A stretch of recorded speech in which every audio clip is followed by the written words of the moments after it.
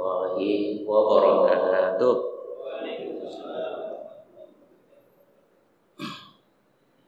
Alhamdulillahilladzi hadana li hadza wa ma kunna linahtadiya laula an hadana Allah. Asyhadu an la ilaha illallah wahdahu la syarika lah wa asyhadu anna Muhammadan abduhu wa rasuluhu la nabiyya wa la rasula ba'da. Allahumma shalli ala Muhammad wa ala ali Muhammad.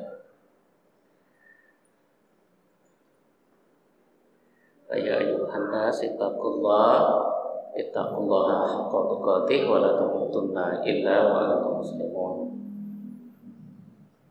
A'udzu billahi minasyaitonir rajim. Wal 'asri innal insana lafi khusrin illa alladziina amanu wa 'amilus shalihati wa tawassaw bil haqqi wa tawassaw bis sabr.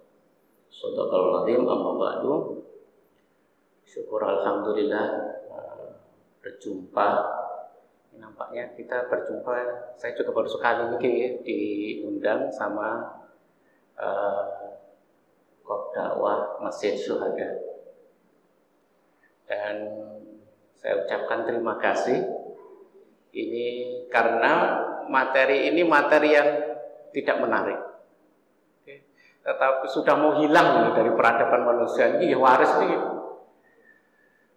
Ngapunten, kalau saya nanti campurnya pun bahasa Jawa, paham ya? Iya. Sudah kadung terbiasa. Kalau di masjid kok otomatis begitu loh, auto kayak. Maaf. Ini pun demikian. Saya kalau di kampus itu diantaranya ya ngajar di Pasca. Itu kelasnya kelas hakim. Itu hakim ada 15 sampai 25, ada 45 hakim. Ini sekarang sedang belajar. Kebetulan di antara yang menjadi persoalan di pengadilan agama adalah masalah kewarisan. Itu waris ini. Atau sih kenapa waris ini tidak hanya menjadi masalah kita, tapi di institusi di mana waris itu diselesaikan, ini juga masalah. Nah, makanya nanti kita akan coba mengenal waris ini. Nah, ini juga begitu. Ini ngapunten, saya kebetulan diminta jadi konsultan waris di Hamzah Fansuri Jakarta. Itu kalau sudah konsultasi waris, ini seperti apa ya? Barang mahal. Karena yang disengketakan adalah harta. Nah, cuman kalau sedang konsultasi waris itu tidak hanya harta menyelesaikan waris, tidak. Tapi konsultasi sekaligus bagaimana caranya haknya itu lebih besar daripada yang lain. Wah, ini yang repot ya. Astagfirullahaladzim. Ini jadi konsultan kok malah jadi apa niku ngelok-ngelokkan waris. Dan Bapak Ibu, kalau jenengan sami niku melihat data di Direktori Pengadilan Agama, maka masalah sengketa waris niku menempati posisi yang ketiga terbanyak setelah tertinggi perceraian, ya perceraian. Dan perceraian itu ada dua. Cerai talak sama cerai gugat. Dan yang tertinggi adalah gugat cerai, yaitu wanita menggugat istri itu tertinggi. Nah, yang kedua baru pengesahan nikah nih, dispensasi umur. Itu yang kedua. Baru yang tiga masalah waris. Kalau dispensasi umur itu bukan sengketa ya karena tabrakan nih terus jadi. Nah, ini masalah besar dan ada 30.420 data saya dapatkan. Oh, ini banyak. Itu yang disengketakan masuk pengadilan. Kebanyakan masalah waris itu tidak dimasukkan di pengadilan cara penyelesaiannya. Oke, Masya Allah. Jadi ini sebenarnya ilmu yang sudah mau punah. Tapi alhamdulillah sekali lagi saya ucapkan terima kasih nguri-nguri agar ilmu ini tidak hilang. Masya Allah. Ini saya di berbagai tempat masalah waris ini kebetulan saya pernah ditugaskan sama kampus bapak-bapak ibu-ibu ke mana yang garis keturunan ibu Minangkabau, Batak, Aceh, sama Banjar, khusus untuk meneliti tentang waris. Intinya walaupun ya ini adalah masyarakat Muslim, tapi rata-rata penyelesaian warisnya itu selesaikan keluarga, pokoknya bagi roto selesai.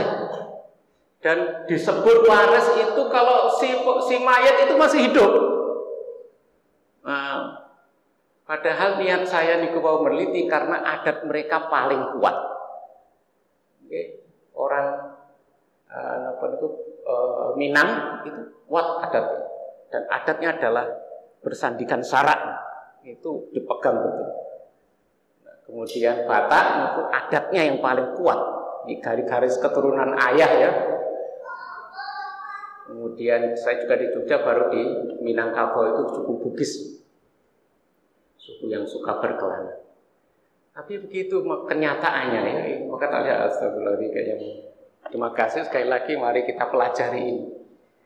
Hukum mempelajari ilmu waris ini adalah seperti halnya kita mengurusi mayat nih. Apa hukumnya? Fardu kifayah. Kalau sudah ada yang bisa dan melakukannya, kifayah sudah. Yang penting ada orang tempat rujukan kalau ada masalah, itu aja. Nah, syukur-syukur Bapak Ibu yang ada di sini pasti nanti akan menghadapi ini. Baik anak kita, Bapak Ibu kita sendiri itu akan menghadapi ini. Dan ini adalah Bapak Ibu masalah yang sudah qat'i. Di Quran disebutkan di surat An-Nisa ayat 11, 12, 176. Dan banyak hadis juga menyebutkan ini. Artinya kalau menurut saya ini sudah selesai, tidak ada pintu istihad, kecuali ada hal-hal lain yang masih terjadi, perkembangan masyarakat belum diatur zaman Rasulullah, itu baru bisa. Nah, tetapi ternyata kita memilih untuk berbeda. Ini saya buka slide.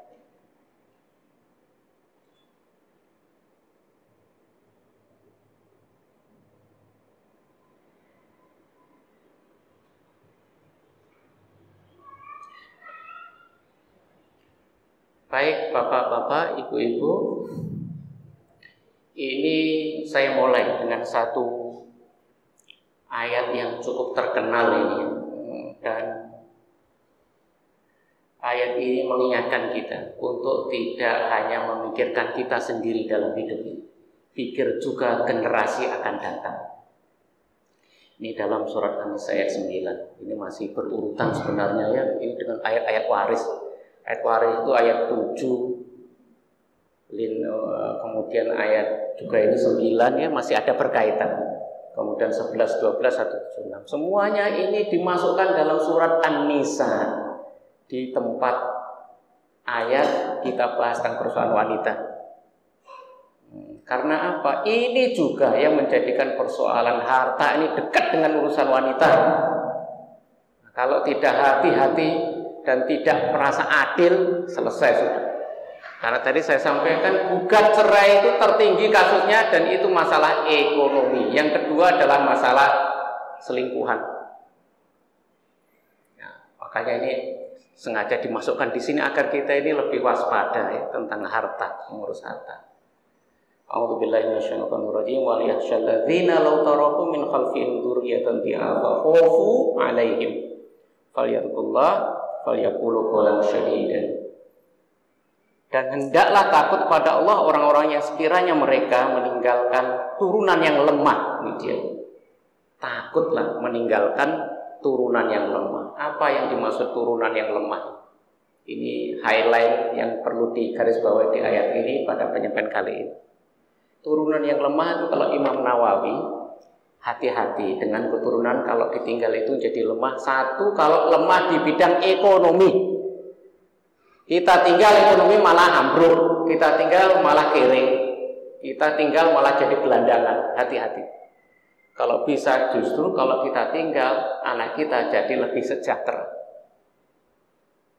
Yang kedua, yang lain-lain ya, takutlah kalau tidak agamanya takutkan, akhlaknya itu juga takutkan. Tiga ini, akhlaknya, ibadahnya, kemudian ekonominya, ini takutkan. Makanya ini perlu dipersiapkan dari awal. Dan masalah waris ini jangan dikomunikasikan setelah mau mati, tidak. Sejak hari ini yang masih punya adik kecil-kecil atau punya masih putra, apalagi kita masih produktif, segera dikomunikasikan sama anak-anak. Jangan nanti, tapi mulai sekarang. Kalau itu nanti, mesti kalau sudah anak-anak pada butuh, itu manusiawi.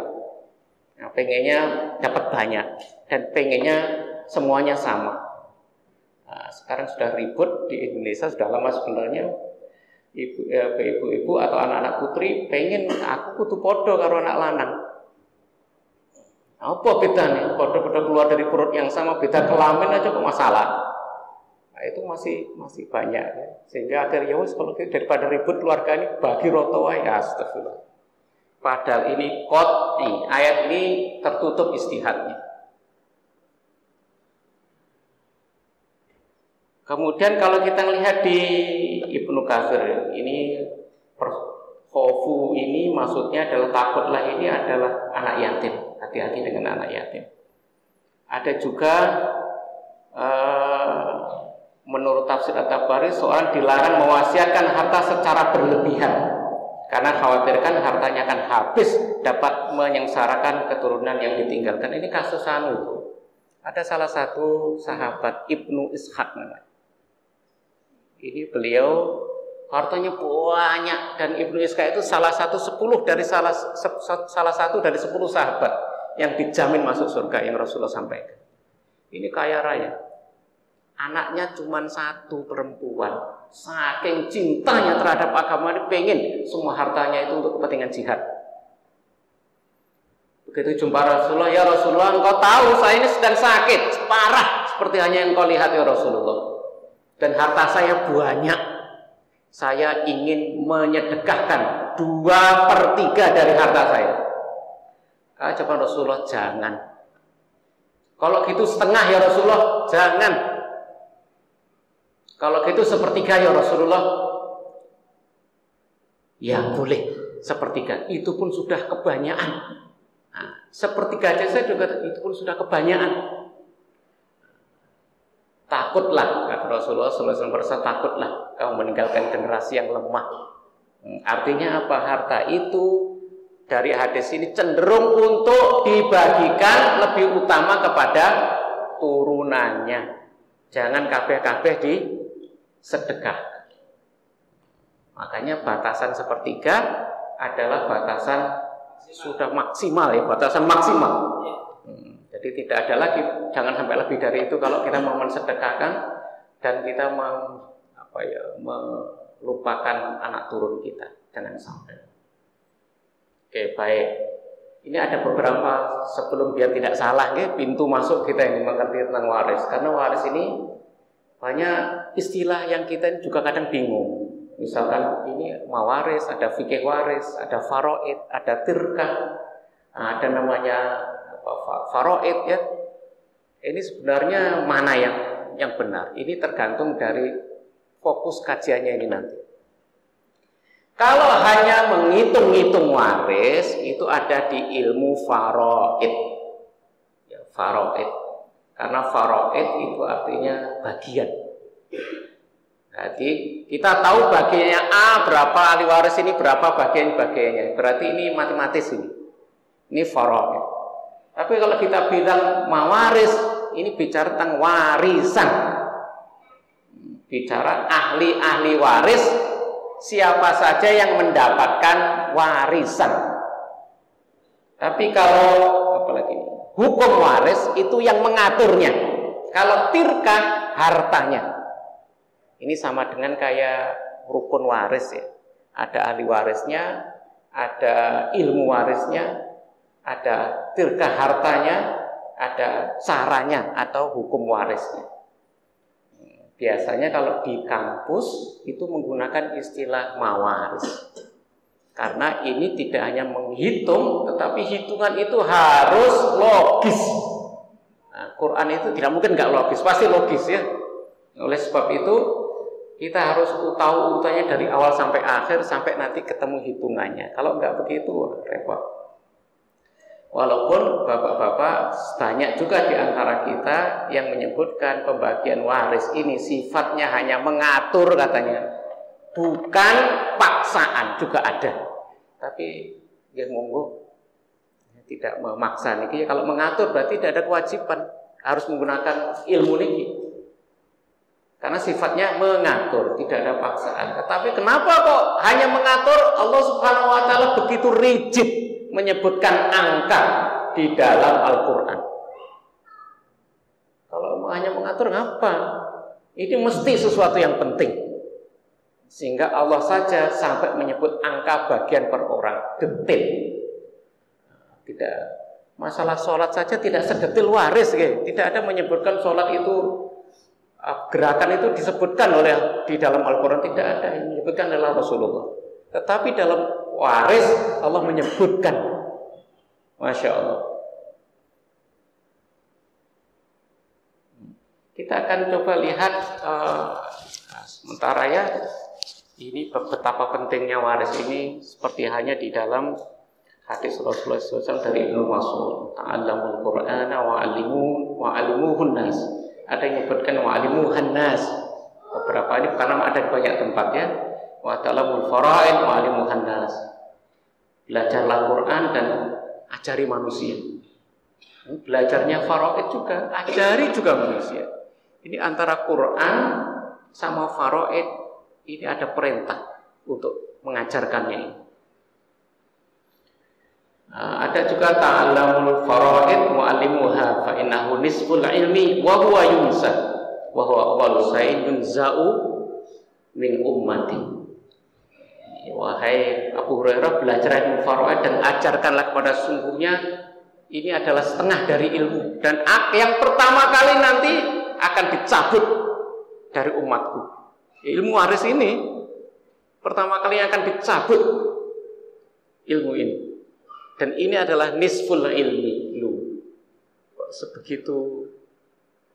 Sebegitu besarnya ya nilai farad ini. Kenapa? Karena ini masalah ittihadul ummah, masalah persatuan umat. Gara-gara ini umat bisa pecah belah, imannya jadi lemah. Ini gara-gara ini, makanya kita harus belajar faraid. Karena dengan semuanya adil, persatuan kita terjaga. Kenapa umat ini kok menganggap ini mau pertama kali dihilang, mau dicabut? Ini bukan karena ilmunya hilang ya, ilmunya tetap ada. Tapi manusia sudah tidak menggunakan ilmu faraid untuk bagi waris keluarganya. Sudah mau hilang.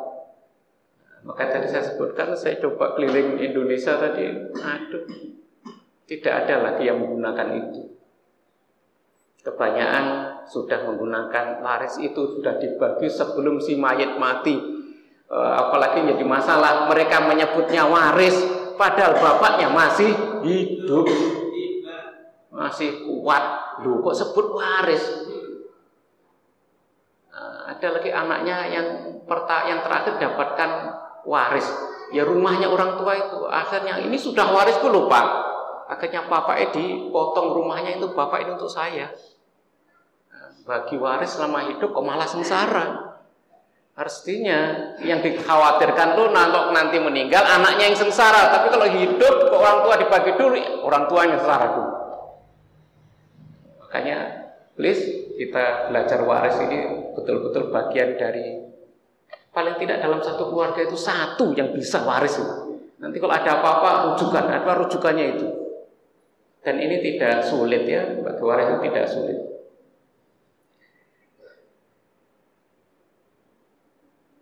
Sampai juga ini dikaitkan dengan bahasa Arab. Ta'allamul Arabiyyah fa innaha min dinikum wa ta'amul farad fa innaha min dinikum. Kalau sudah bisa bahasa Arab ya belajar faraid itu. Artinya ini kayaknya satu yang rangkaian yang tidak terpisahkan dari agama kita. Baik, kita mulai dari yang pertama tentang bagi waris ini. Sebelum waris itu dibagi, hati-hati tidak langsung urus-urus masalah harta waris, kecuali yang 5 ini diselesaikan dulu. Apa itu kewajiban pemilik harta diselesaikan dulu? Begitu simbah bapak kita meninggal dunia, ibu kita meninggal dunia, selesaikan dulu harta ya pemilik hartanya ini. Apa misalnya biaya rumah sakit, ambil dari warisan, jangan dibagi dulu, selesaikan. Yang kedua, apalagi hutang-hutangnya, selesaikan dulu kalau masih punya hutang. Kafarat, kafar itu denda karena dosa ya. Tapi kayaknya sekarang kalau di Indonesia udah nggak ada kafarat. Misalkan kalau hubungan suami istri di siang bolong, kemudian kafaratnya itu ya ada bertahap, mengganti, membebaskan budak, mengganti 60 puasa berturut-turut dan sebagainya. Ada lagi kafarat membunuh, ada kafarat karena ilah ya, ada karena melanggar sumpah. Ini diselesaikan dulu. Semua yang berkaitan tanggungannya, zakatnya kalau belum dibayar diselesaikan dulu, dibayarkan. Kalau masalah lupa zakatnya, kayak bapaknya sudah dibayar atau belum, lebih baik dibayarkan daripada menjadi tanggungan orang tua nanti di akhirat. Selesaikan aja. Jadi ini kewajiban kita. Yang kedua, biaya perawatan mayit, mulai dari mengafani, menguburkan, sewa petugasnya, ini menggunakan harta waris. Kemudian termasuk hutang-hutang, melaksanakan wasiat. Melaksanakan wasiat kalau seandainya orang tua pernah berwasiat. Dan ingat wasiat ini ada aturannya ya, tidak sekedar wasiat. Karena wasiat ini bisa dipaksa orang tua ini. Kalau misalkan sedang sakit-sakitnya, kemudian anak datang, atau keluarganya datang, atau orang lain datang, hartamu banyak untuk untuk ngenteng dosamu, boy waskanu, sedekahmu ae. Nah itu juga ada. Kayak gini itu tidak boleh. Karena bisa jadi dia melakukannya dengan terpaksa. Karena posisinya wis arep mati. Wah, ini banyak tekanan. Orang udah mati itu banyak tekanan, ngerasanya sakitnya luar biasa. Banyak orang, banyak permintaan itu. Kayak itu tidak biasa. Wasiat harus dibuat dalam posisi sadar dan sehat. Ini wasiat. Tidak boleh kondisi yang terdesak. Kemudian baru yang terakhir, kalau semua sudah diselesaikan, baru warisan itu dibagi. Terakhir pokoknya ya, dibagi. Tetapi Bapak Ibu, ini yang digunakan untuk ini semuanya ya, tadi hutang dan sebagainya sampai mengurus wasiat, tidak hanya harta warisan milik Bapak, tapi harta warisan keluarga, termasuk yang masih menjadi harta bersama, milik bersama Bapak dan Ibu. Itu untuk menyelesaikan itu dulu. Jadi tidak hanya warisnya itu saja, tidak. Waris itu nanti terakhir. Artinya jangan gerusa-gerusu bagi waris sebelum yang ini diselesaikan. Kalau bahkan ada yang menunda-nunda waris untuk memastikan orang tua ini nggak punya hutang. Ini perlu dihati-hati karena ini urusan dunia yang karena akan Rasulullah mengatakan dia nyawanya tergadai dengan hutangnya. Tidak akan diproses ini ke akhirat kalau ini belum diselesaikan ini. Oleh sebab itu sebaiknya jangan segera-segera dikuburkan sebelum hutang ini clear. Maksudnya gimana? kalau bisa dialihkan, kalau memang segera pengen cepat, karena urusannya ini kayaknya panjang ini. Ada orang datang, bapak punya utang karo aku, segini buahnya, ngitungnya buahnya. Wah ini kayaknya kalau diuruskan sehari 2 hari nggak selesai. Oke, baik kepada orangnya, gimana kalau urusan hutang saya berjanji sebagai anak turun menyelesaikan warisnya dan beralih hutang itu menjadi saya. Boleh tidak? Boleh, berarti putus sudah. Nah, itu lebih cepat agar si mayat cepat dikuburkan. Nah, makanya ini pesan ini penting, nanti sebelum meninggal disampaikan. Siapapun yang punya hutang, mohon sekarang ikhlaskan menjadi hutang saya. Nah, misalkan ya salah satu ahli warisnya menyatakan gitu, biar nanti tidak menjadi tanggungan prosesnya di akhir. Baik. Nah, kita akan lihat berikutnya. Begitu harta sekarang siap dibagikan, kita akan lihat tidak semua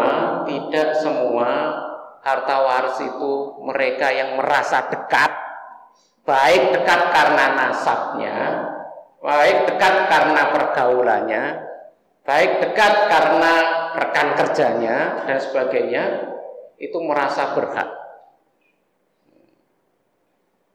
Kalau begitu ini sama dengan cara jahiliyah. Orang jahiliyah dulu kalau bagi waris, orang dekat pun dapat. Bahkan anak itu terakhir. Nanti, apalagi anak perempuan gak dapat hak. Dan hanya laki-laki. Itu pun kalau sudah dewasa. Nah, maka oleh sebab itu agama ini mengatur siapa saja mereka yang mendapatkan waris. Yang pertama, kalau ada nasab. Ini adalah yang paling utama. Penting ada nasab. Itu nasab atau kerabat ini biasanya di Quran menyebutnya al-aqrabun. Ini kerabat. Walaupun kerabat itu kan tetap ada darahnya, ada saudara darah. Cuman kalau nasab biasanya dimaksudkan ini hanya ke bawah atau ke atas. Tapi kalau kerabat ini biasanya ke samping. Ya, tetapi tetap ada hubungan darah ketemu dengan bapak atau nenek. Yang kedua karena pernikahan, ya, karena pernikahan berarti karena janji. Dan ini nikah ini kalau yang resmi dan sah saja. Kalau yang tidak sah nggak ada waris.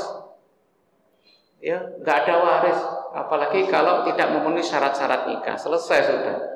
Terus warisannya ke siapa? Kepada ibunya nanti.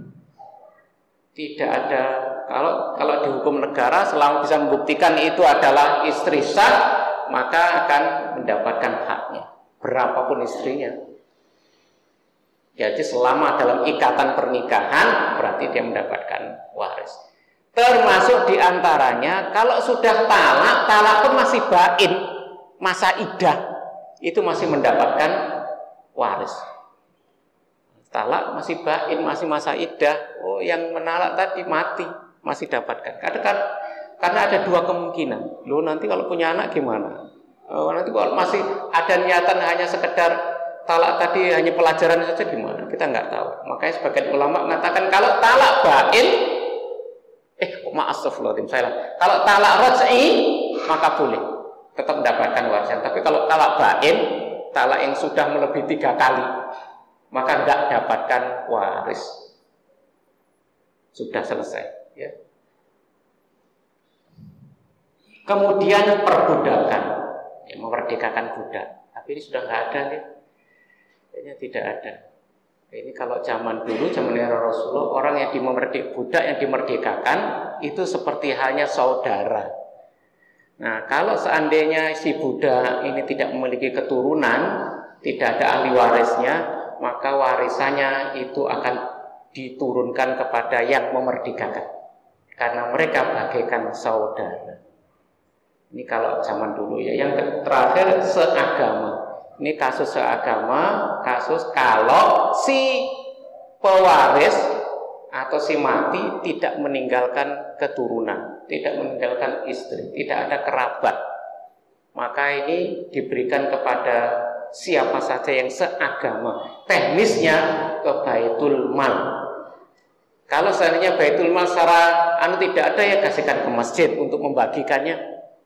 Ini bagaimana baiknya. Yang penting untuk kepentingan umat. Yang berikutnya yang menghalangi orang tidak dapatkan waris. Pertama karena tidak agama. Ini di Indonesia kayaknya sudah biasa ya, banyak orang dalam satu keluarga bermacam-macam agama. Saya itu sudah pernah ke pas tak ngajar di UC Malaysia ya. Itu terus ada satu pertanyaan mahasiswa menarik. Kenapa di Indonesia dalam satu keluarga kok beda-beda agama? Saya biasa saja menanggapinya ya, tapi tak melihat mereka ekspresinya tuh, iya ya. Artinya apa? Beda agama itu di Malaysia saja itu suatu yang aneh. Kok keluarga kok beda-beda agama? Tapi di kita yang beda-beda agama jadi biasa ya. Kayaknya banyak sekali kasus itu. Maka orang yang beda agama tidak saling mewarisi. Ada bapak ibu siapa ini? Saya lupa. Ada yang meninggal itu orang Yahudi. Dia seorang Muslim. Kemudian menghadap Rasulullah, ini bibi saya, ini Yahudi, saya dapat waris tidak? Terus Umar mengatakan tidak. La yarisul muslimu al kafir wal kafiru wal yarisul kafiru al muslim. Orang tidak saling mewarisi gitu. Putus. Kalau putus agama, putus juga warisnya. Nah, ini dalam perkembangannya ternyata Bapak Ibu ada perbedaan. Misalkan Yusuf Qaradawi ini terbalik, selama yang menjadi pewaris itu non-muslim, yang anak turunnya itu muslim, tetap boleh. Ya, ini mungkin kasus di Mesir ya.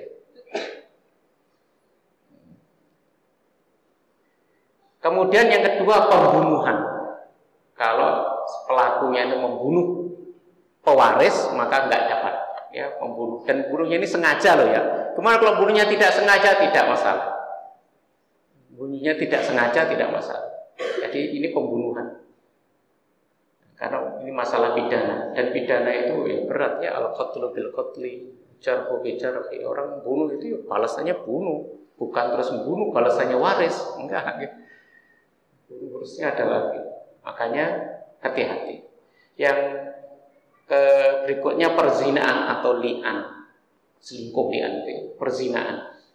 Jadi anak hasil zina tidak mendapatkan waris. Nah, ini perlu juga hati-hati. Bapak Ibu, mungkin di lingkungan kita banyak sekali anak pertama itu diragukan. Ini anaknya dulu menikah karena lahirnya anak ini, atau ini karena nanti akan berturut panjang urusannya ya. Tidak hanya wali, tapi waris juga masalah. Dan anak itu harus di awal harus disampaikan ini. Nak, itu ditegak-tegak nih. Dulu bapak ibu menikah itu karena kamu duluan lahir. Itu harus disampaikan. Sehingga nanti masalah warisnya tidak terjadi persoalan. Kalau jadi persoalan itu saya tidak hanya pada kita ya, pada anak ini juga, pada turun-temurun jadi terus begitu. Makanya hati-hati.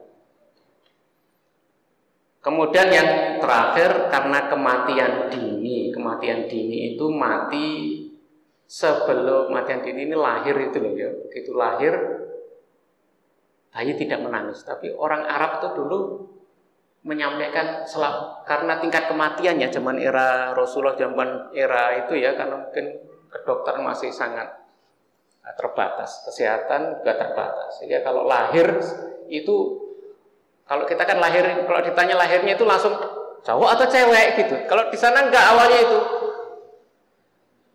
nangis atau tidak. Itu artinya mati atau hidup. Rasanya gitu. Karena mungkin 50-50 ya zaman itu. Orang bisa lahir kemudian kok bayinya hidup. Makanya kalau dia mati begitu dilahirkan, maka dia diandakan waris. Tapi kalau masih di dalam kandungan, itu masih mendapatkan waris, tetapi nunggu sampai nanti lahir. Nah, yang menjadi masalah lagi, nah bagaimana kalau belum jelas statusnya, khunsa ya, cowok atau cewek. Nanti kalau dibagi sesuai derajat perempuan, nanti lahir tuh cowok, gitu. Nanti tunggu aja sampai lahir. Ada yang menyebutkan sebagian ulama untuk mengantisipasi sebaiknya kalau segera dianu ini dibagikan sebagaimana hak seorang perempuan. Baik, sekarang kita mulai dari membagi waris ini. Bapak, Ibu, tadi sudah saya sebutkan waris itu hanya kalau ada apa tadi syaratnya? Nasab ya, dan ikatan pernikahan. Nasab, ikatan pernikahan. Ini karena zaman era Rasulullah masih ada. Bahkan namanya mengangkat anak itu kayaknya bagian dari tradisi. Bahkan Rasulullah juga mengangkat anak. Siapa putra Rasulullah yang diangkat ya? Astagfirullah, kok lupa juga. Kemudian dinasabkan ke Rasulullah, ditegur oleh Allah, nggak boleh. Nah, kalau seandainya, jadi dari keturunan laki-laki itu ada 15 yang dihitung ahli waris dari pihak laki-laki. Kemudian kalau dari perempuan itu ada 10, sehingga ada 25 ahli waris yang mempunyai kekerabatan pada satu orang. Kalau disebar begitu, laki-laki itu ada 15, perempuan itu ada 10. Tetapi kalau dari laki-laki yang jumlahnya 15 itu hidup semuanya, maka yang tidak semuanya mendapatkan waris, tidak. Ya, tidak semua waris. Misalkan gimana? Yang meninggal itu bapak kita, Bapak Abi misalkan meninggal dunia. Siapa kira-kira dapat waris? Kalau kakek nenek dapat enggak ya? Tidak. Yang dapatkan siapa? Ayah sama ibunya. Nah, kalau ini sudah punya anak, ini punya cucu cicit, ini siapa yang mendapatkan? Ini anak, cucu cicit tidak. Itu disebut dengan penghalang. Nah, dalam ilmu waris disebut dengan hijab dan mahjub. Nah, walaupun semua hidup, semua ahli waris jumlahnya 15 tadi yang laki-laki, tetapi kalau seandainya semuanya hidup, maka hanya 3 orang ini saja yang berhak. Yang lainnya tertutupi semuanya. Siapa dia? 3 orang itu anak laki-laki, kemudian suami atau istri, suami ya kalau karena laki-laki, kemudian bapak. Yang lainnya nggak dapat. Habis untuk 3 orang ini aja. Begitu juga kalau perempuan. Nah, perempuan ini akan mendapatkan waris dari 10 orang itu ada 5. Anak perempuan, cucu perempuan, istri, ibu, dan saudara perempuan sekandung. Jadi bapak ibu, laki-laki itu sifatnya penghabis dia. Jadi kalau dalam satu keluarga kok perempuan semuanya, anaknya perempuan semua, berarti harta waris ini tidak habis untuk keluarga itu. Pasti. Dan ini sekarang sudah menjadi fenomena, banyak keluarga, dalam satu keluarga itu banyak anak perempuannya. Bukan anak perempuan, tidak ada laki-lakinya. Ya, banyak. Dan ingat, kalau itu yang terjadi, berarti harta ini begitu menjadi harta waris tidak habis untuk keluarga itu. Pasti melebar. Karena apa? Karena anak perempuan ternyata sudah ditentukan jumlah bagiannya. Tapi kalau ada laki-laki, walaupun anak perempuannya 10, anak laki-laki 1, selesai, habis untuk keluarga itu. Maka perempuan laki-laki itu penghabis, ya, pemakan sisa semua waris. Tapi nanti hitungannya nanti ya. Nah, kalau kita lihat, nah ini dia. Kalau semua laki-laki hidup, yang perempuan semua juga hidup, siapa yang akan mendapatkan warisan? Ya ini, suami atau istri, siapapun yang mati salah satunya ya. Kemudian anak laki-laki, anak perempuan, ayah dan ibu. Jadi ini selesai. Berarti waris itu habis untuk keluarga inti saja. Bedanya Bapak Ibu apa dengan waris itu KUH Perdata. KUH Perdata itu ayah dengan ibu itu diabaikan. Semuanya ke mayat ke bawah deh. Itu yang inti. Baru yang kedua, Bapak Ibu itu masuk golongan kedua. Tapi kalau di Islam Bapak Ibu kita itu masuk inti. Yang masuk inti. Dan yang menarik Bapak Ibu, Bapak dan Ibu itu bukan satu kesatuan, tapi berdiri sendiri. Ibu sendiri, Bapak juga sendiri. Itu luar biasanya. Bapak dapat sendiri, Ibu dapat sendiri. Walaupun Bapak Ibu kita sudah cerai, itu dapat bagian sendiri, Ibu juga dapatkan sendiri. Bersatu pun demikian, masih sendiri-sendiri. Sehingga kalau dia dapat 1/6, Ibu dapat 1/6, ya, kalau dibagi jadi 1 dapat 1/3 dia. Luar biasa. Berarti begitulah Islam menjaga dan menghormati kedua orang tua kita. Jangan sampai kita tidak ada orang tua kita, bagian dari tanggung jawab kita masih memperhatikan ekonomi orang tua kita. Ya, kalau semuanya masih hidup ini berlima kalau salah satu yang meninggal itu istri maupun suami. Nah, terus kemana yang lain tadi? Katanya ada 10, yang satu ada 15. Kemana? Karena tertutup. Misalkan ya, suami itu dia dapat waris, atau istri karena dia ada, atau anak ya, anak misalkan, atau ayah. Loh, kenapa ayah dan ibu kok dapat? Padahal kakek nenek masih hidup. Maka secara otomatis kakek dan nenek tadi itu tertutup namanya. Dia dapat ahli waris sebenarnya, cuma tertutup kehadiran ayah ibu. Jadi kemudian termasuk anak, padahal punya cucu cicit tertutup karena ada anak. Ini ada istri, loh istri kan banyak saudaranya, ada bibi-bibinya banyak. Ini tertutup karena ada istri. Mereka nggak dapat waris karena ada ahli waris yang terdekat. Jadi penerima hijab dan mahjub ini ukurannya adalah siapa yang terdekat dengan ahli waris. Nasabnya dan pernikahan terdekat, yaitu yang paling dapat waris. Yang lainnya jadi tertutup. Itu disebut dengan hijab hirman, hijab selamanya nggak akan dapat. Selama anak masih ada, cucu tidak akan pernah sekali-kali dapatkan waris. Tapi ada namanya hijab nukson. Dia terhijab tetapi masih mendapatkan waris. Nah, ini misalkan gimana Bapak Ibu dalam nanti ya, kayaknya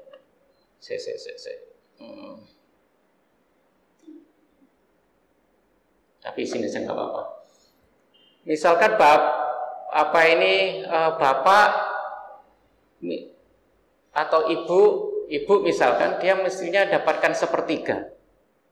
Besar ya ibu tuh, kalau si ahli waris meninggal duanya, ibu dapat 1/3. Itu bersyarat 1/3 itu kalau dia tidak mempunyai keturunan, si pewaris ini nggak punya keturunan. Tapi kalau begitu anak si pewaris punya keturunan, punya anak, maka ibu dapatkan 1/6. Nah, itu artinya hijab nukson, hijab yang terhijab sebagian saja. Nah, kalau tadi hijab mati wis gak iso. Kayak gitu ya. Berikutnya, nah ini kita harus mengikuti macam ahli waris dari hak warisnya. Ini ahli waris ternyata dibagi menjadi 3, Bapak Ibu. Satu namanya zawil furud. Zawil furud itu kalau bagiannya jelas-jelas detail dalam Quran maupun hadis. Terutama dalam surat An-Nisa ayat 11, 12 dan 175. Ini detail ya. Dan ini disebut dengan zawil furud. Di Quran disebutkan angka-angka itu keluar itu 2/3, sepertiga, setengah, seperempat, seperenam, dan seperdelapan. Ini apa betul-betul termaktub ya angka ini ada dalam Quran. Kemudian yang kedua, asobah. Asobah itu bisa juga artinya penghabis sisa. Ya. Kalau sudah dibagi sisa dia dapatkan asobah. Atau asobah itu dalam bahasa artinya dari keturunan ayah, dari keturunan laki-laki, itu artinya asobah. Nah, cuman dalam arti ilmu waris berarti artinya dia mendapatkan sisa. Ini adalah asobah. Kemudian yang terakhir, zawil arham. Orang-orang yang tidak disebutkan dalam Quran bukan asobah, tetapi itu masih kerabat dengan kita. Masih kerabat dan terasa masih dekat. Misalkan siapa? Cucu dari anak perempuan itu nggak dapat waris dia.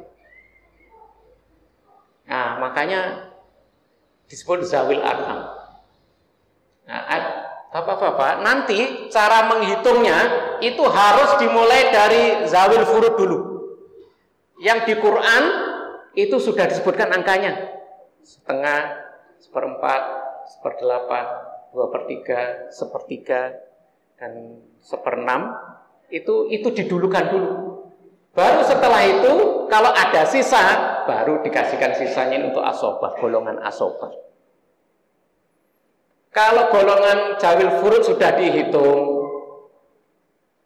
kalau misalkan, bukan gitu ya, kalau misalkan furudnya tidak ada semuanya, asobahnya juga tidak ada semuanya, satu-satunya hanya ada zawil arham, maka yang mendapatkan waris ini zawil arham. Ini termaktub dalam surat An-Nahl ayat 207. Ini menyebutkan tentang itu, bahwa jangan bahwa sungguhnya orang yang berhijrah dan berjihad itu saudaramu, tetapi zawil arham, orang kerabatmu itu lebih berhak atasmu. Nah, sehingga kalau zaman dulu ya, ini mungkin kita harusnya zaman dulu, Rasulullah SAW hijrah ke Madinah itu putus hubungan semuanya dengan kerabatnya yang ada di Mekah karena beda agama sudah.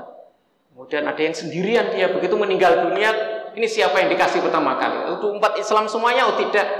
Siapa kerabatmu yang ikut hijrah itu yang masih hidup, itu didulukan. Di antaranya masih ada hubungan dengan garis keturunan yang terasa dekat, tapi kok di dalam Quran sama hadis tidak disebutkan. Baik Bapak, Ibu, nah kita lihat zawil furud itu, saya biasanya menggunakan ini kok. Mana ya?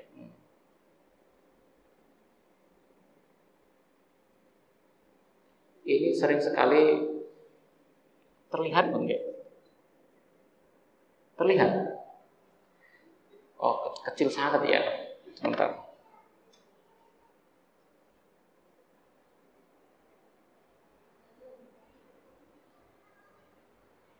Mudah-mudahan terlihat. Tapi skema ini sering saya pakai untuk mahasiswa wajib hukumnya menghafal yang ini saja. Padahal apakah hanya ini tidak, tapi ini yang paling inti. Pokoknya langsung harus diam dan kemudian menghafal.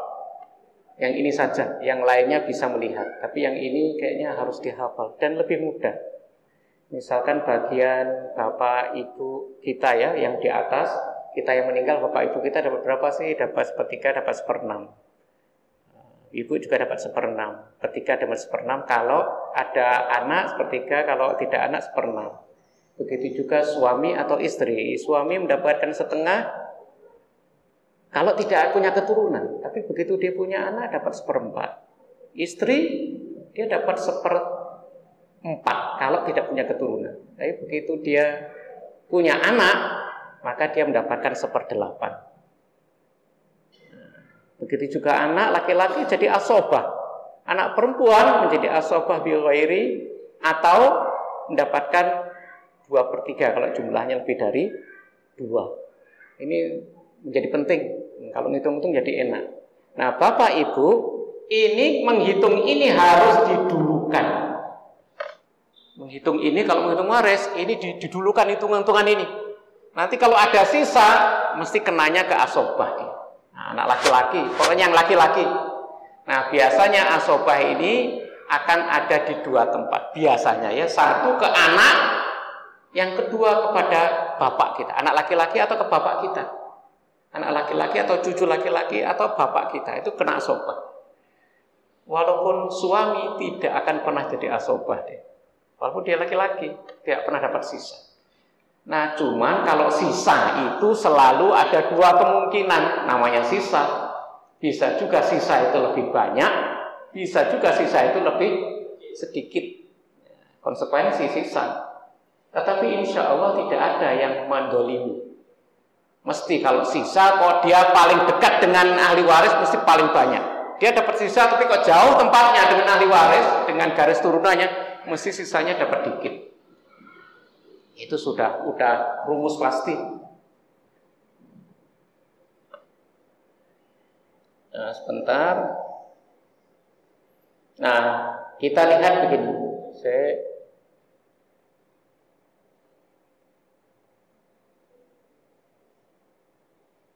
Baik yang ini.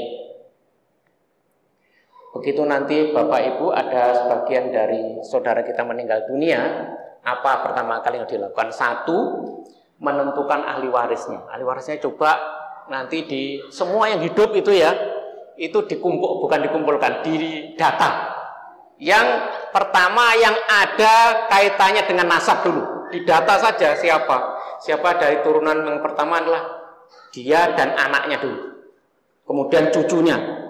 Semua dihitung semuanya. Kemudian saudara laki-lakinya, saudara perempuannya. Setelah itu ke bapak ke atas, bapak, ibu, nenek, kakek itu dihitung semuanya. Di data semuanya. Ini ahli waris ya. Nah, diidentifikasi. Baru setelah itu hartanya dihitung.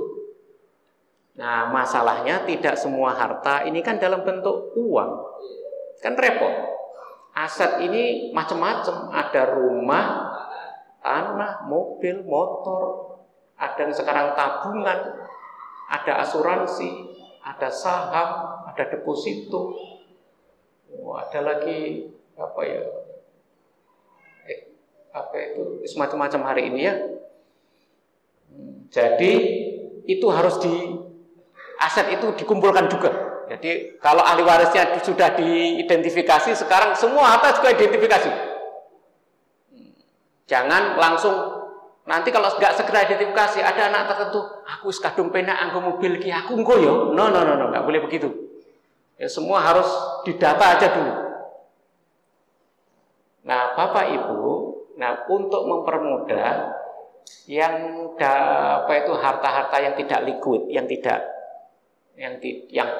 harta-harta tetap itu ya, itu semuanya dalam menghitung harus dibentukkan uang nilainya. Kalau nggak dibentukkan uang nggak bisa dihitung. Kalau tanah, ini kira-kira tanah ini berapa harganya, dan hitungannya adalah bukan hitungan BPN. Kalau BPN nanti hitungannya lebih rendah kebanyakan. Berbeda dengan harga pasar di lingkungan. Nah, yang dipakai adalah harta pasar di lingkungan yang terendah, bukan yang tertinggi, yang terendah. Di lingkungan terendah ini harga berapa sih? Nah, saya punya tanah itu di sana, saya punya kampung sana, itu harganya kalau di BPN cuma 500.000, tapi ternyata begitu di lingkungan kanan kiri harganya sudah 1,5 juta. Jadi beda dia. Karena kepentingan BPN itu untuk menghitung pajak sebenarnya, dan untuk lebih ringan sebenarnya. Nah, bukan untuk harganya tadi, bukan. Yang kedua, kalau sudah semuanya teridentifikasi hartanya semuanya, yang ketiga menentukan bagian masing-masing. Walaupun tadi kita bicara hijab dan mahjub tadi nggak apa-apa, dihitung aja semuanya. Ini bagian mubiro nanti akan terlihat. Kemudian yang tiga menentukan saham nilainya. Yaitu sahamnya disampaikan. Ini saham itu maksudnya bagiannya ya. Nah, setelah itu baru kita hitung siapa yang menutup siapa. Oh, ini saudara laki nggak dapat karena ada anak, singkirkan. Ini kakek nenek nggak dapat karena bapak ibu masih ada, singkirkan. Ini cucu cicit kok banyak, singkirkan karena ada anak. Oh, sekarang tinggal, ternyata yang ditinggal oleh si mayit itu hanya istri, anak laki-laki 1, anak perempuan 5, misalkan gitu ya. Orang tua yang masih hidup hanya ibu saja. Nah, hanya itu, yang lainnya abaikan. Jadi itu semuanya untuk mengawekani aja sampai anak sing ketinggal. Makanya perlu diidentifikasi kabeh tadi. Cuman masalahnya ada ternyata Bapak Ibu, ini kalau hari ini ya, orang hari ini diantaranya hidupnya itu adalah mobile. Kadang diidentifikasi kemana perginya, kadang juga enggak kemana. Ada anak yang dulu pergi ke Sumatera misalkan, sampai sekarang enggak tahu juntrungannya. Ya itu bagaimana? Cari dulu, jangan langsung. Dan itu perlu putusan pengadilan. Masuk kategori orang hilang. Kalau pengadilan menyebutkan ini dianggap tidak ada, baru dibagi. Jangan sampai memutuskan sendiri. Kalau nanti memutuskan sendiri, tiba-tiba jenunu anaknya hadir, kadung dibagi, kadung untuk nyekolahkan anak, kadung dibeli mobil, bubrah semuanya. Hitung ulang kabeh. Mending begitu. Kalau sudah pengadilan menyebutkan gitu, apalagi Anda tadi sudah kita cari kemana-mana dan pengadilan sudah memutuskan. Kemudian Bapak Ibu, setelah itu semuanya selesai, maka apa yang dilakukan? Pertama, harta bawaan dan harta bersama. Apa itu harta bawaan dan harta bersama? Nah, ini dia. Harta bawaan itu harta yang dibawa sebelum menikah. Ibu, bapak dulu sebelum menikah punya aset apa? Oh, saya sebelum menikah sudah punya tanah. Oh, sebelum saya menikah sudah punya motor. Mungkin ini. Begitu juga ibu juga mendapatkan waris dari orang tuanya, ya tanah, ya macam-macam. Nah, harta-harta itu tidak bagian dari waris dibagikan. Ya tidak, itu masih milik ibu, masih milik bapak sendiri-sendiri. Nah, tapi khusus untuk keperluan mayat tadi ya, entah itu biayai sakit, rumah sakit dan sebagainya, itu diambilkan dari harta yang tidak yang bawaan maupun yang harta bersama, masih diambilkan dari situ, bukan waris. Tapi kalau harta bersama itu adalah harta yang didapatkan selama dalam ikatan pernikahan. Harta itu ada karena bapak ibu sudah menikah. Walaupun yang nyari suami itu milik bersama. Nah, atau bahasa Jawa ini ya gono gini. Gono gini juga sudah menjadi bahasa hukum ya di KHI. Gono gini. Nah, jadi begitu mau dibagi, ayo kita identifikasi mana hartamu, harta bapak yang dulu dibawa. Itu harus jelas dulu. Dan itu begitu nanti dibagi, jangan sampai itu nganyak barangnya ibu yang ditinggal oleh bapak. Jangan sampai nganyak, no. Dan harta itu kalau sudah ini punya bapak, ini punya ibu, yang punya bapak yang meninggal tadi sekarang dipecah lagi. Ini mana yang harta bersama? Karena bapak sekarang sudah kan ibu-ibu sekarang sudah banyak bekerja, betul tidak? Iya, bapak juga begitu. Makanya di Indonesia itu ada kebijakan ini. Karena semua ada yang bekerja, laki-laki bekerja, makanya dua-dua harta ini begitu ditinggal bapak, hartanya dibagi dua dulu. Setelah harta bawaan dipisah, harta bersama dibagi dua. Ya, dibagi dua. Banyak loh ya. Bagi dua itu sekarang berarti ini milik istri. Baru setengahnya itulah yang dibagi waris. Itu pun istri masih mendapatkan 1/8 kalau punya anak. Berarti istri itu masih super power. Ya masih kuat. Masih ditinggal bapak itu masih tidak kere lah ya. Masih kuat. Karena apa? Barang bawaannya masih utuh. Harta goni kirinya masih dapatkan setengah. Itu pun plus harta waris. Masih banyak. Jadi dan apalagi kebanyakan dari kita di Indonesia, ibu-ibu walaupun tinggal bapak itu ngopeni anak masih sendiri. Kalau bapak itu biasanya ditinggal ibu ya langsung cepat nikah lagi. Kalau ibu itu biasanya bertahan demi anak, kebiasaan aja. Nah, baru bapak ibu berikutnya baru kita memulai membagi waris. Skema ini hanya sebagai contoh saja ya. Ini enaknya kalau saya ada apa namanya papan tulis gitu. Nah, bisa. Tapi saya nggak ada papan tulis. Jadi saya ragu-ragu mau menyampaikan minta papan tulis. Mari sama-sama belajar menghitung. Ini hanya sebagai contoh pembagian harta waris jika suami yang meninggal. Seorang meninggal, ini posisinya ya, ini pas waris dibagikan ya. Ini juga berarti tadi yang biaya mayit, biaya rumah sakit, wasiat, utang, zakat sudah ditunaikan semuanya. Sekarang baru bagi waris. Jadi jangan cepat bagi waris, itu sudah selesai. Seorang meninggalkan warisan pada ayah, ibu, istri, dan 3 anaknya, 1 laki-laki dan 2 perempuan. Pembagiannya adalah ayah dan ibu mendapatkan 1/6 tadi kan. Kenapa ibu dan ayah mendapatkan masing-masing dapat 1/6? Karena punya anak. Nah, kalau tidak punya anak mesti didapatkan ibu dapat 1/3 ya. Banyak ya. Kalau tidak punya bapak menjadi asobah. Banyak. Kemudian pembagiannya adalah ayah dan ibu mendapatkan 1/6 karena pewaris memiliki anak, sedangkan istri mendapatkan 1/8. Istri mendapatkan 1/8. Kalau nggak ada anak, istri mendapatkan 1/4. Nah, karena ada anak, istri mendapatkan 1/8. Ini disebut tadi ya hijab nukson, hijab yang setengahnya saja. Gimana cara baginya? Hitung dulu. Yang angka-angka itu dulu, itu dihitung dulu. Nah, 1/6 ada ayah ibu, kemudian istri dapat 1/8, hitung. Nah, baru sisa ini kasihkan ke anak semuanya. Loh kok sisa kok anak semua padahal ada anak perempuan? Karena ada anak laki-laki. Nah, nanti anak perempuan itu menjadi asobah gara-gara ada anak laki-laki. Itu disebut dengan asobah bihoir. Dia asobah karena ditarik oleh anak laki-laki.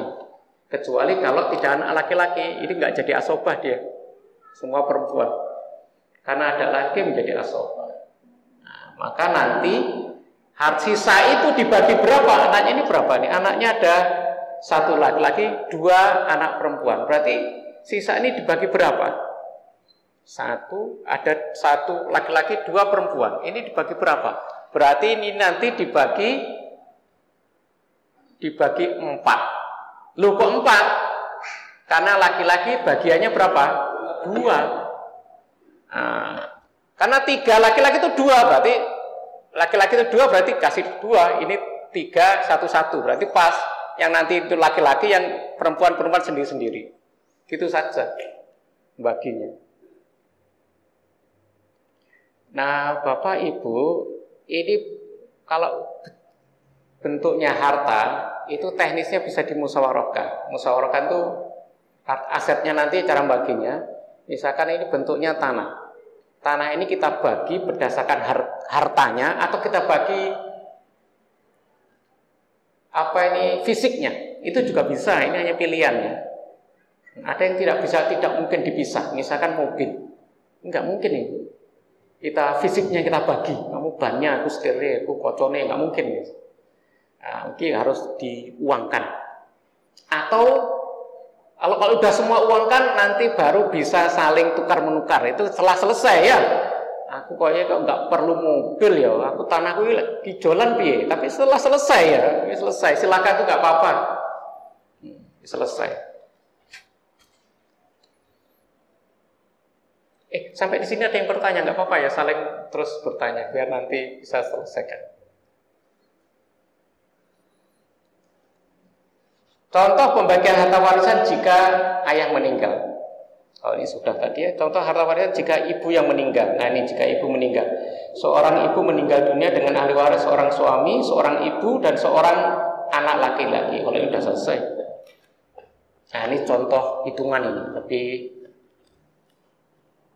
memudahkan kita dengan kasus. Tadi saya menulis ya, tapi nggak apa-apa untuk memastikan. Ingat, suami itu kalau ini yang meninggal ini contohnya adalah istri meninggal duluan, maka suami ini mendapatkan 1/4. Loh, kenapa kok 1/4? Tidak setengah? Kan ada dua pilihan, dapat setengah atau 1/4. Karena ada anak. Begitu dia dapat anak, maka dia bagiannya lebih sedikit.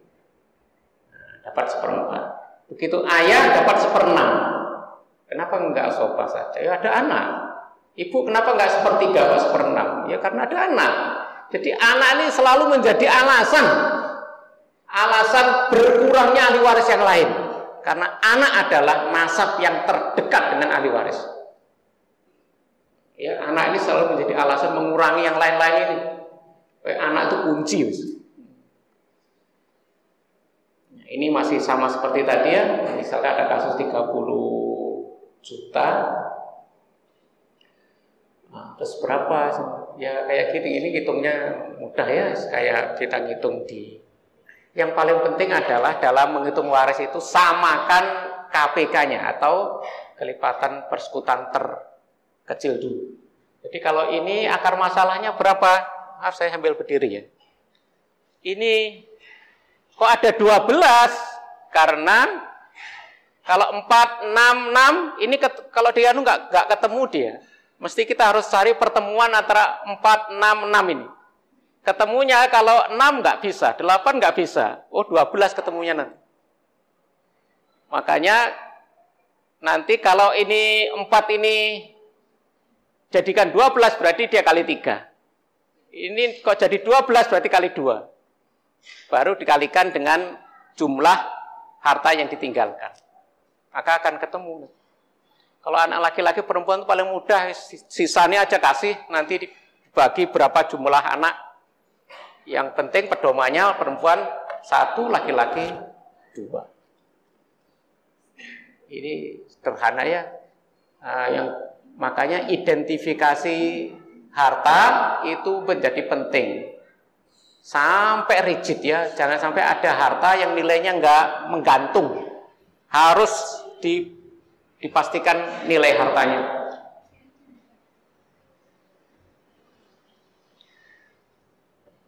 Ini kalau kasus ahli waris laki-laki semuanya, ini lebih mudah lagi ya. Karena selama ada anak selesai, guys. Kenapa suami dapat 1/4? Ini juga demikian. Kita cari akar masalahnya dulu. Semua harta harus 12 pokoknya. Semua harta itu harus dibagi 12. Jumlahnya 12. Kenapa kok 12? Kok enggak 16, 15, seberapa? Karena untuk menyamakan penyebut ini. Ya, bukan pembilang, penyebut. 4 biar ketemu dengan 6 ya ketemunya di angka 12 dia. Demikian selanjutnya begitu. Maka paling penting itu harus menyebutkan akar masalah. Ini orang menyebutnya ada akar masalah, ada yang orang menyebutnya pokok masalah, semacam-macam istilah di ilmu waris. Pertama, ini waktu nggak apa-apa bertambah, nggak apa-apa ya, karena melebihi jam 9 nggak apa-apa. Pertama tentang waris dibagi sebelum mati. Namanya waris itu adalah karena ada namanya harta waris, disebut dengan harta waris kalau ada yang sudah mati. Kalau belum ada yang mati, itu belum disebut dengan waris. Apapun namanya jadinya nanti ya. Tapi biasanya orang menyebutnya hibah. Itu bukan waris, tapi bolehkah itu dilakukan? Boleh. Ya, boleh. Asalkan ini pemberian. Boleh. Nah, ini.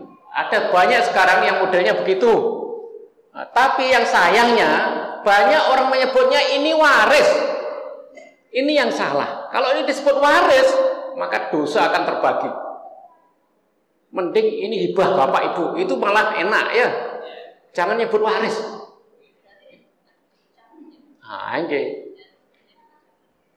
Artinya jangan disebut waris. Kalau disebut waris, wah nanti sopo sing mati itu. Nah, malah begitu. Nah, yang nanti itu yang kedua, kalau disebut waris, lah ini baginya sudah sesuai Islam atau tidak? No, jadi enggak. Kalau itu tidak sesuai dengan faraid, itu juga bukan waris. Ya sembuh aku mau piye cara bagi. Jadi itu bukan waris. Tapi apakah boleh? Boleh. Ya boleh.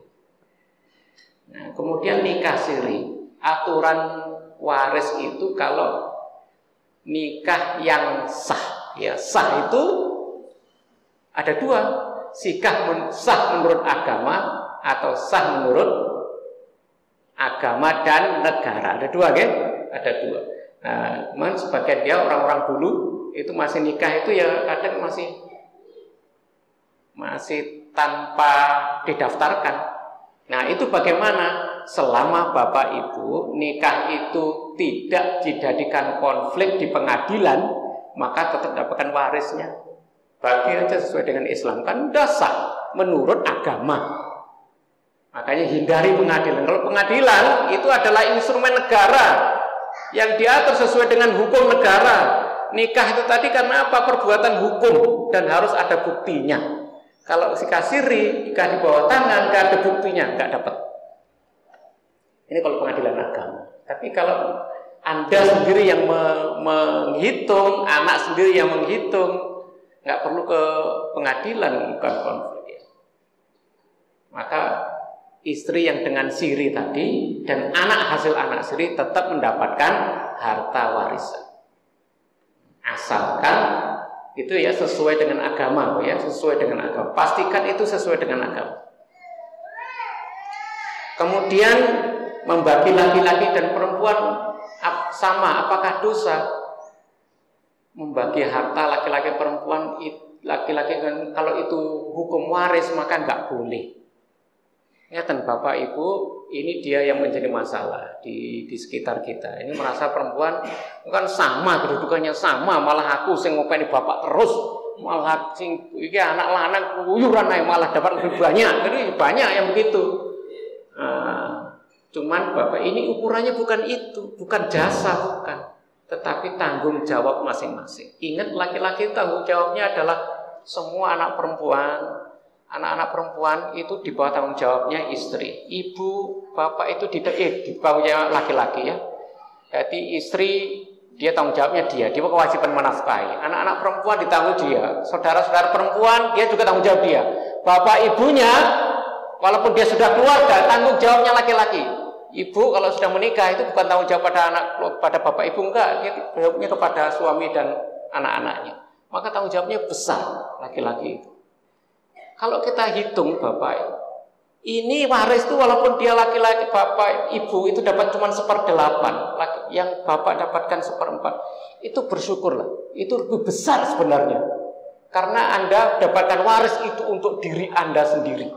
Tapi kalau laki-laki dapat waris untuk nafkahi istri, untuk nafkahi bapak ibunya, untuk tanggung jawab saudara perempuannya, masih dibagi-bagi. Nah, jadi jangan terus dapat separuh nikah lagi, enggak. Ya banyak. Nah, cuman memang praktek di masyarakat ya begitu. Artinya jangan waris itu dibagi rata. Kalau pengen dibagi rata sebelum mati itu lebih selamat, dan ingat jangan itu disebut dengan waris. Ya sini gibahnya wong tua. Tapi kalau sudah mati wong tua, perempuan jangan sekali-kali menuntut sama. Bubrah nggak berkah nanti. Jadi ikuti aja faraid itu. Kemudian 2 orang putri warisnya gimana, Pak? 2 orang putri warisnya gimana? Ini yang meninggal ibu atau bapak ini? Ibu. Nah, kalau yang meninggal ibu, kemudian ada 2 orang putri, yang dapat waris adalah suami. Suami dapat berapa? Dapat 1/4. Ya, karena ada anak. Nah ini ada 2 orang putri. 2 orang putri dapat berapa? Dapat 2/3. Lu kok masih ada sisa? Sisanya untuk saudaranya ibu, saudara laki-laki. Semuanya, saudara laki maupun saudara perempuan dapat semuanya. Ya, kenapa kok lari, kok nggak dihabiskan aja ke anak? Karena begitu orang suami meninggal dunia, kok istri meninggal, begitu nanti misalkan kok istri meninggal dunia, tanggung jawab anak ini nanti tidak hanya ditanggung jawabi oleh siapa? Oleh suami, nah, tapi juga menjadi tanggung jawabnya paman dan bibi. Maka paman bibi punya tanggung jawab untuk mengurusi anak ini karena mendapatkan bagian waris. Nah, jadi berbagi tanggung jawab itu gitu. Nah, kemudian istri meninggal dulu dengan 3, tapi sudah tadi ya, gugat cerai gonogini. Gugat cerai gonogini, ibu-ibu, bapak-bapak gugat cerai dengan gonogini ini memang sering terjadi. Jadi gonogini ini adalah harta pencarian bersama. Bolehkah digugat? Boleh. Ya, pokoknya entah gugat cerai atau talak cerai sama-sama. Kalau dalam hukum Indonesia minta dibagi harta hasil pencarian bersama tadi. Pengadilan pasti mengabulkan. Ya, tapi sebelum gonogini harta bawaan juga dibagi dulu. Ini dulu rumah ini adalah di atas tanah milik istri. Walaupun yang bangun suami, tapi tanah ini adalah milik siapa? Milik istri, maka tanah dan rumah otomatis milik istri. Loh, kenapa hukum itu mengikuti pokoknya? Rumah ini berdiri karena apa? Karena tanah. Maka yang diukur bukan rumahnya tapi tanahnya.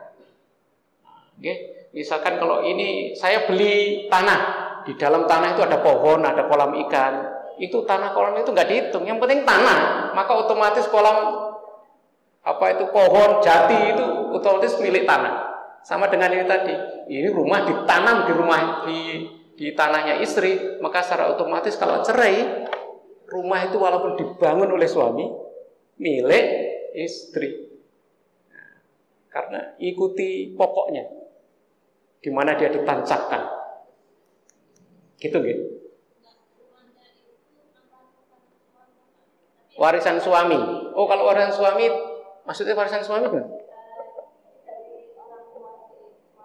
Oh ya, kalau enggak, itu bukan harta gonogini, itu milik suami. Enggak bisa.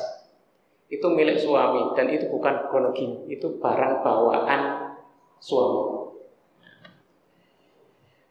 6 orang, 3 laki-laki, 3 perempuan mau dibagi rata. Enggak, disampaikan ya. Ini sudah jelas. Baik, Bapak Ibu kayaknya sudah makin siang.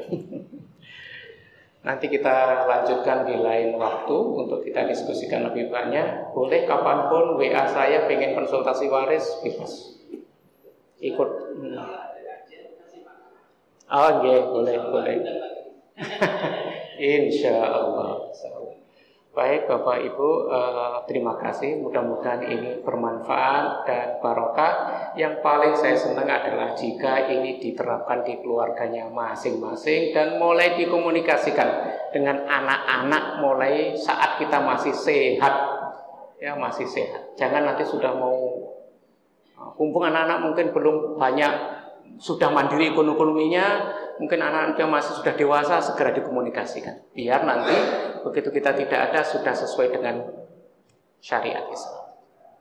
Baik, terima kasih. Mohon maaf jika ada kekurangan, mohon maaf jika ada kesalahan, hanya milik Allah kebenaran. Assalamualaikum warahmatullahi wabarakatuh.